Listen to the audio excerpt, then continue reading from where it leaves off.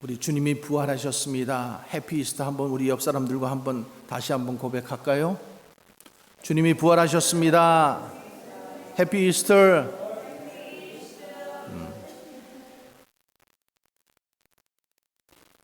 우리 주님이 사망을 이기시고 그리고 잠자는 자들의 첫 열매가 되셨다고 했어요. 첫 열매가 되셨다라고 하면 우리가 그것을 믿는 자들도 동일한 열매, 생명의 열매를 우리가 먹을 수 있다라는 뜻입니다. 그래서 참 우리 모두가 서로 말은 안 하지만은 가장 두려워하는 것이 무엇인가 하면은 죽음이에요. 사망. 우리 모두 다 죽습니다. 우리 모두 죽어요. 이 죽음을 피해갈 수 있는 사람 아무도 없어요. 우리가 은퇴를 하고 또 은퇴를 앞두고 내가 어디 가서 살까? 좀 따뜻한 곳에 가서 살까? 이렇게 노후 플랜을 다 하는데 여러분 그 다음에는요. 우리 죽은 다음에 우리 죽는 계획도 좀 하셔야 될 거 아니에요? 죽은 다음에 플랜도 우리가 좀 해야 될 거 아니에요? 죽은 다음에 천국과 지옥이 있는데 여러분 어디 가실래요? 천국 가기 원하세요? 천국 가기 원하시기 위해서 예수 그리스도를 믿는 여러분들을 주님의 이름으로 축복합니다. 우리 주님이 그 죽음을 이기시고 사망을 이기시고 부활하셨어요. 그것은 우리에게 선물을 주시기 위하여 너희들도 이렇게 나와 같이 부활의 첫 열매가 되신 주님과 같이 우리도 부활을 맛보라고 우리에게 그렇게 나타내 주신 거예요. 그래서 그것을 믿는 자는 다 부활할 것입니다. 예수님께서 이 부활하신 사건이 우연히 일어난 일이 아닙니다. 또 누가 계획한다고 해서 이 일이 일어나는 것도 아니에요.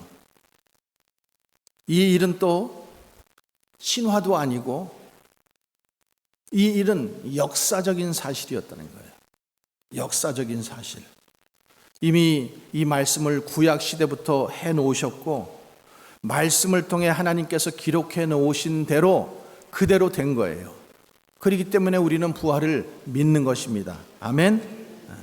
만약에 그 하나님께서 기록해 놓으신 성경의 말씀대로 이루어지지 않았다면은 그러면 하나님이 거짓말쟁이가 되는 거죠. 그리고 만약에 그렇게 된다면은 또 부활을 예수님께서 그 말씀대로 부활하지 않으셨다면은 그러면은 기독교는 이 세상에 존재하지 않았을 것입니다. 그리고 이 세상에 예수를 믿는 사람은 아무도 없었을 거예요. 그런데 여러분 아세요? 이 세상에 지금 인구가 한 70억 정도 있어요. 70억 정도 있는데 20억이 지금 예수님을 믿고 있습니다. 20억이. 여러분들이 그 20억 안에 포함되기를 바라고 또 정말로 이 부활의 주님을 믿고 반드시 천국 가는 여러분들이 되시기를 주님의 이름으로 간절히 축복합니다. 여러분 기독교 신앙은 우리가 체험신앙이라고 합니다. 체험신앙. 우리가 주님의 일을, 주님의 이 부활을 우리도 체험해야 돼요. 또 주님을 만나는 체험이 우리들의 삶 속에 있어야 돼요. 그래서 사망 권세를 이기신 이 주님의 권세가 여러분들의 권세가 되어야 돼요. 여러분들의 권세가 되기를 주님의 이름으로 축복합니다. 그렇게 여러분들의 권세가 되면은 더 이상 우리는 사망 때문에 우리가 두려워할 필요 없어요.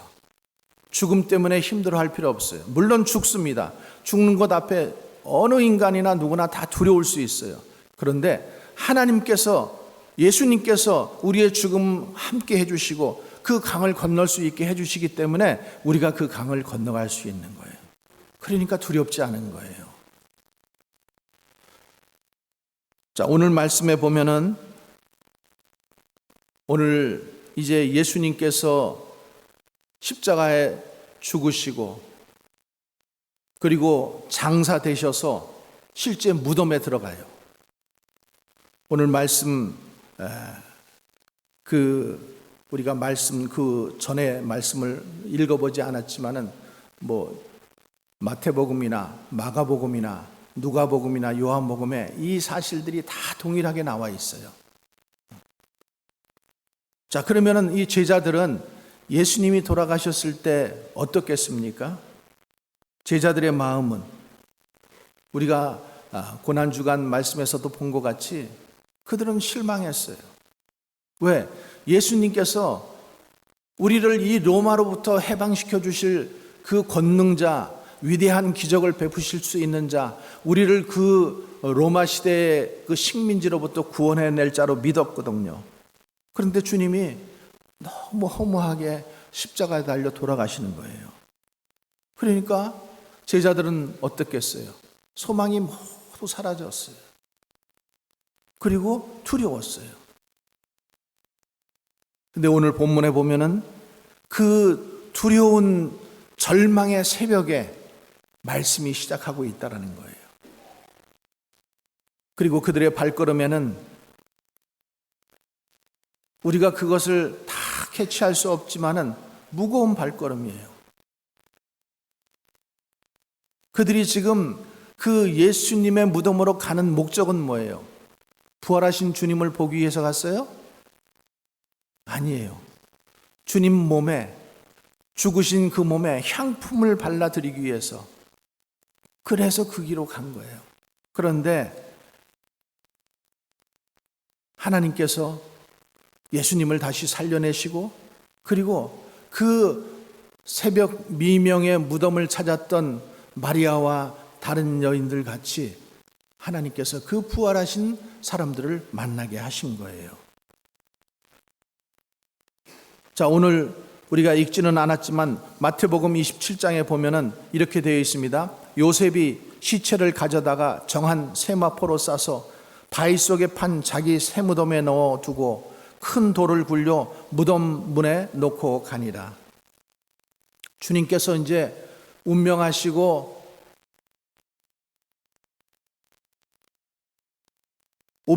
나니까 이 아리마대 사람 요셉이라고 하는 사람이 자신이 죽으면은 쓰려고 했던 그 준비해둔 무덤이 있었어요.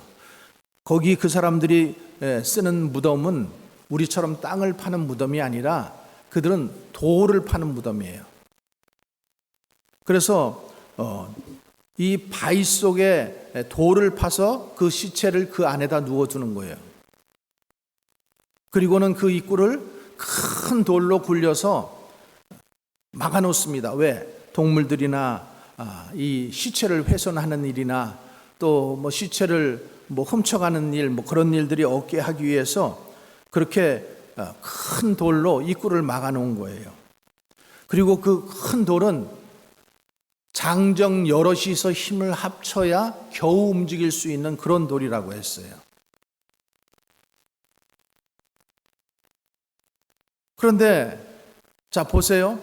이 지금 그렇게 예수님의 시신을 아리마대 사람 요셉의 그 무덤에다가 잘 장사해 놓고 돌로 그 입구를 막아놨는데도 지금 대제사장이나 지금 그 사람들은, 바리새인들은 어떤 마음이 드냐 하면은 혹시 예수님이 살아계실 때 말씀하신 것처럼 저 제자들이 이 예수님의 시신을 훔쳐가서 부활했다고 또 거짓 소문을 내면 어쩌나, 이런 마음이 드는 거예요. 그래서 어떻게 하냐면은 빌라도에게 찾아가서 저기를 24시간 좀 보초를 세워서 막아 놓아야 합니다. 그렇지 않으면 저들이 시체를 훔쳐가서 도리어 지금보다도 더 그 힘든 일이 생길 수 있으니까 꼭 그렇게 해달라고 하니까 어떻게 해요? 보초를 24시간 세워서 그 무덤을 지킵니다. 자, 그 말씀이 어디에 있냐면 마태복음 27장 62절부터 64절에 있어요. 한번 우리 말씀을 보겠습니다.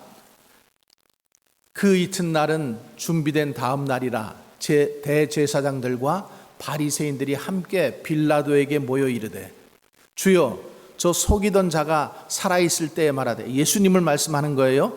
내가 사흘 후에 다시 살아나리라 한 것을 우리가 기억하노니 그러므로 명령하여 그 무덤을 사흘까지 굳게 지키게 하소서.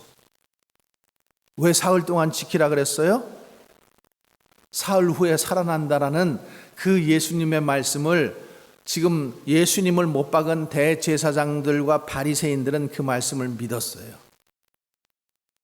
그래서 지금 가서 지금 그렇게 요청을 하는 거예요. 그런데 제자들은 어땠어요? 예수님께서 여러 번 다시 살아나신다라는 말씀을 하셨는데도 믿지 않았어요. 믿지 못했어요.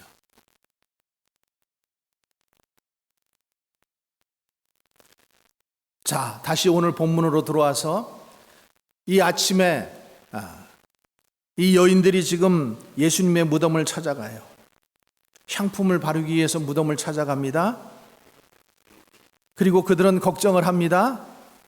오늘 마가복음 16장 1절에서 3절 말씀에 보면은 우리 말씀을 한번 읽어보겠습니다. 안식일이 지나매 막달라 마리아와 야고보의 어머니 마리아와 또 살로메가 가서 예수께 바르기 위하여 향품을 사다 두었다. 이 메리라는 이름이 마리아에서 나온 거예요, 여러분. 메리가 메리 지금 마리아. 그리고 안식 후 첫날 매우 일찍이 해 돋을 때부터 그 무덤으로 갔다. 오늘도 우리 새소망 침례교회에서 새벽 6시에 연합 새벽 예배가 있었어요. 기억하신 분들은 참여하셨을 것이고 기억하지 못하셨던 분들은 참여하지 못했을 것입니다. 이 새벽에 여기 보세요. 첫날 매우 일찍이 해 돋을 때에 그 무덤으로 갔다라는 거예요. 일찍이 간 거예요. 여러분, 일찍이 주님을 찾는 자가 주님을 만나게 되어 있습니다. 자, 그리고 보세요.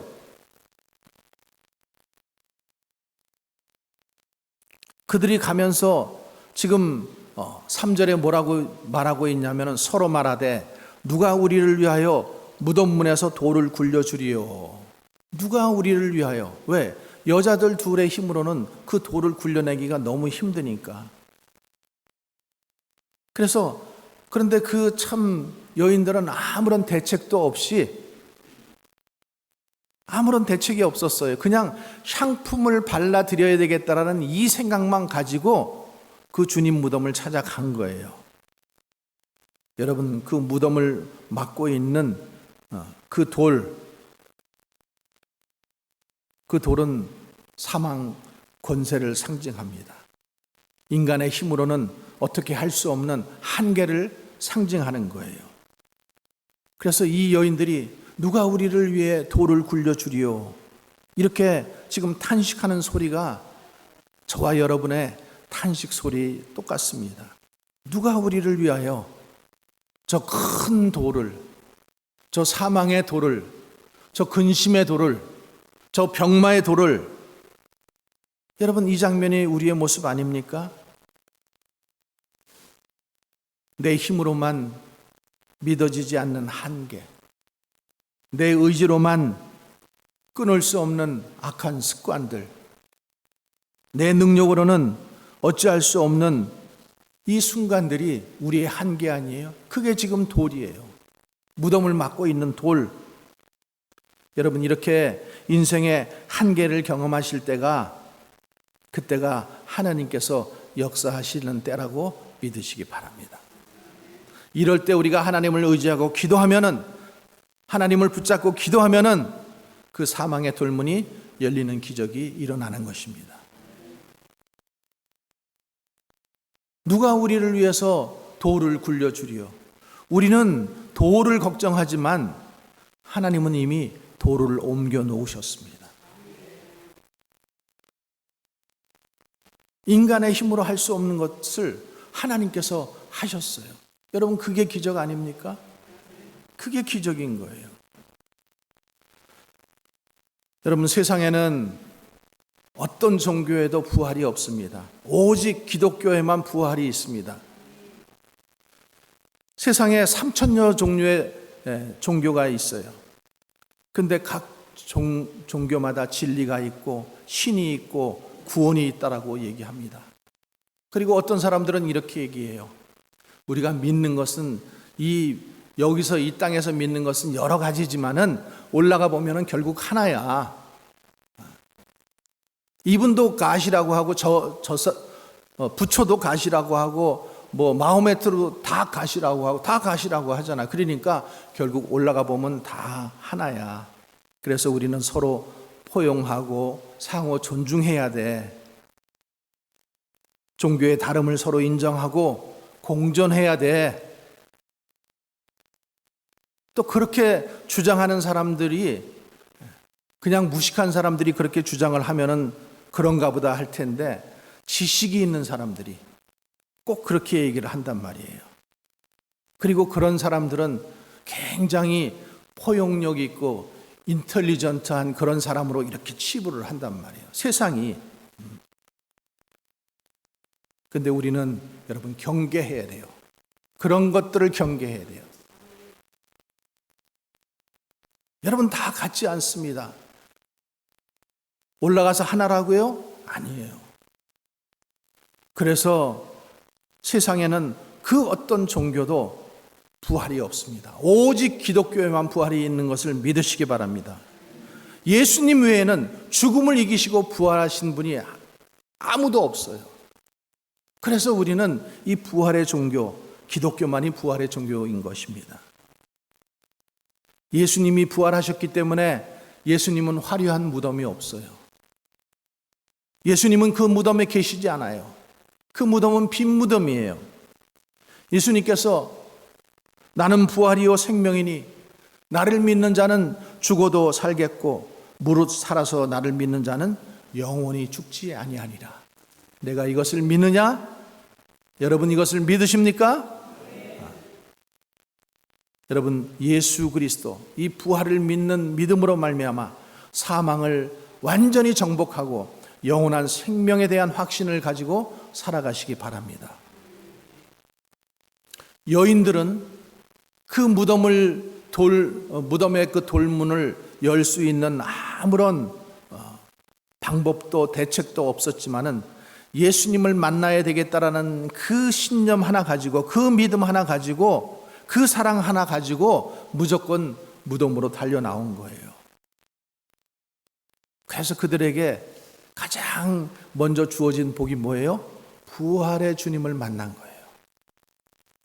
12 제자보다도 먼저 이 여인 새벽 미명에 아무런 대책도 없었지만은 주님을 만나겠다라는 마음 한 가지 가지고 달려 나왔던 그 여인들에게 예수님은 부활의 몸을 맨 처음 보여주셨어요.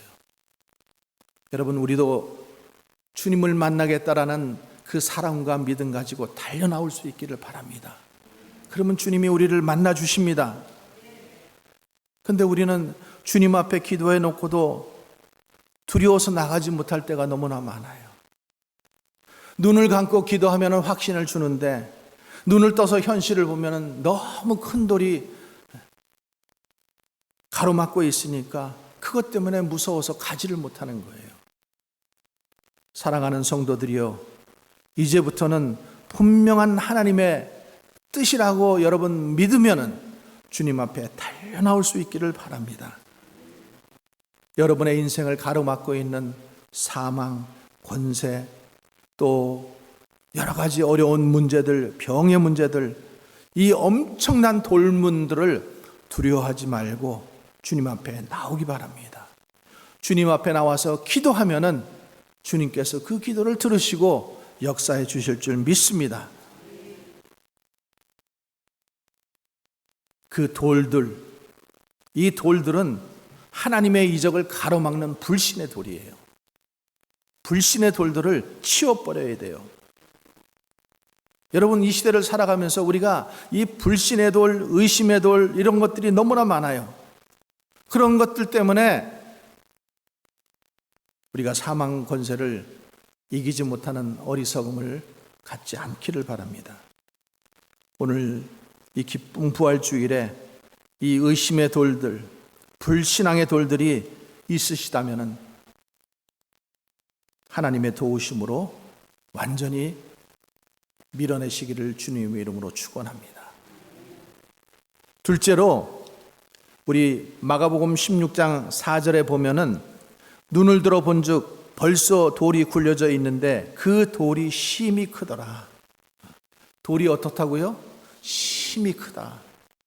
크기 때문에 우리는 먼저 두려워해요. 크기 때문에 자포자기해요. 그런데 이 여인들이 도착하기도 전에 하나님은 어떤 일을 해놓으셨어요?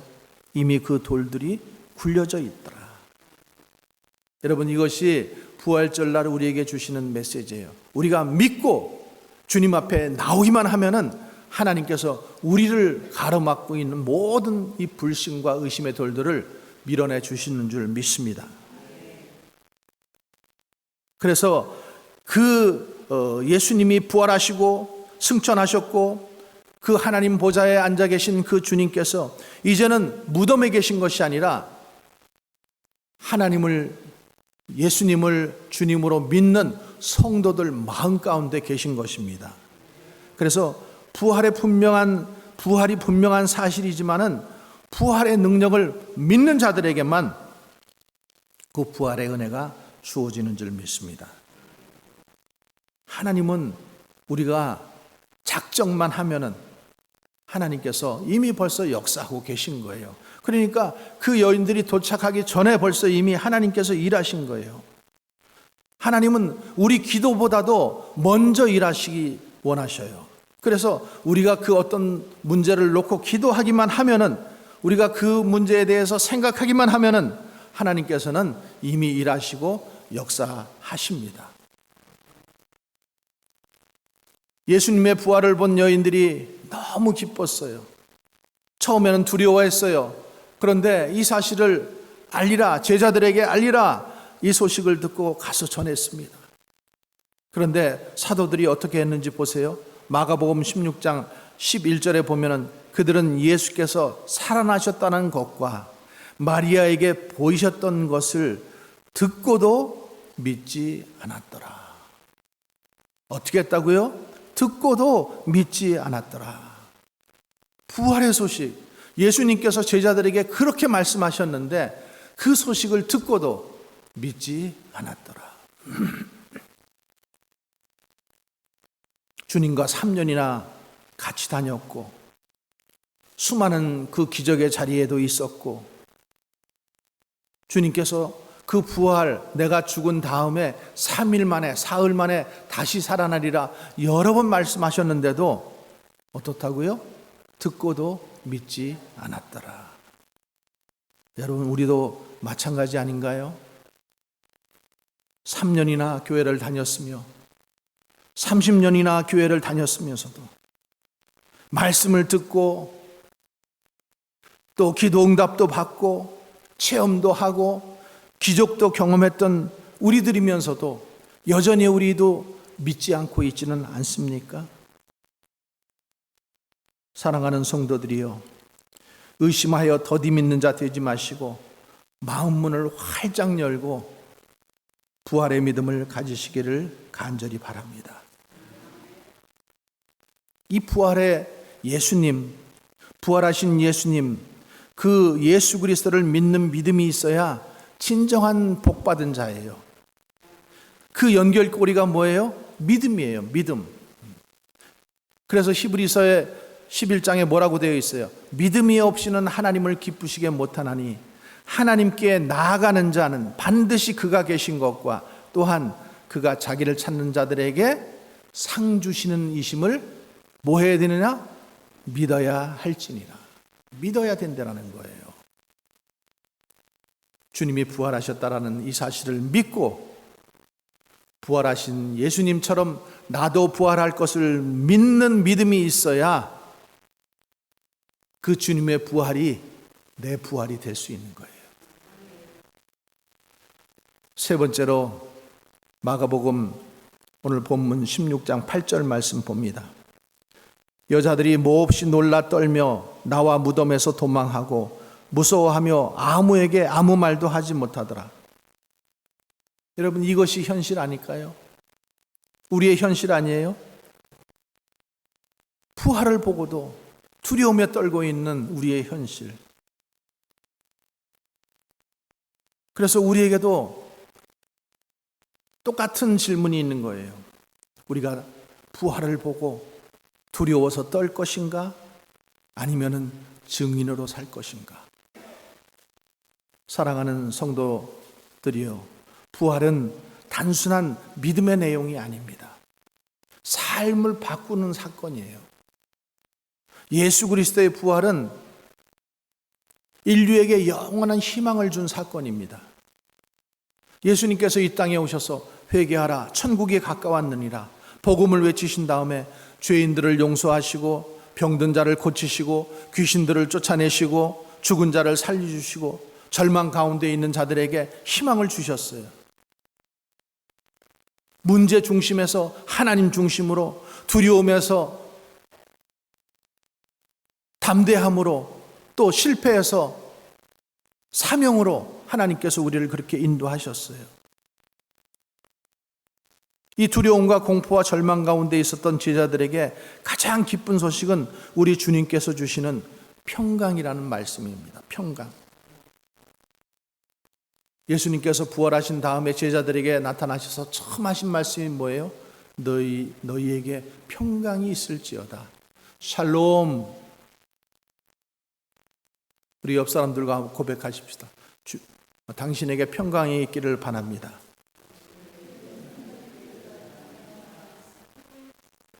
평강이 있어야 돼요.